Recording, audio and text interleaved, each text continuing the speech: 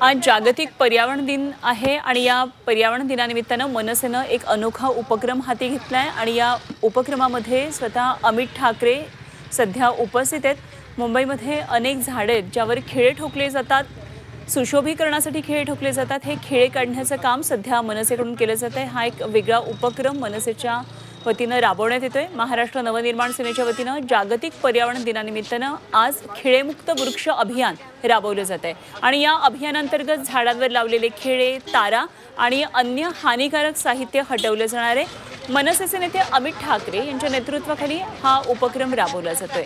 खिळे नकोत, प्रेम हवं, झाडं वापरू नका, झाडं जगवा, असा हा संदेश मनसेचे पदाधिकारी आणि अमित ठाकरे देताना दिसतात।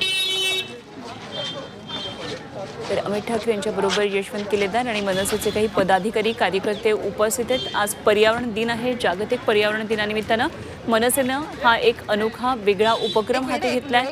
मुंबईतल्या झाडांवर सुशोभीकरणासाठी काही कामानिमित्तानं व्यावसायिक आणि झाडाखाली जी दुकानं थाटलेली असतात ते या झाडांचा वापर करतात आणि यावेळी खिळे झाडावर लावतात, तेव्हा हे खिळे काढून टाकण्याचा हा सगळा उपक्रम सध्या मनसेनं हाती घेतलाय।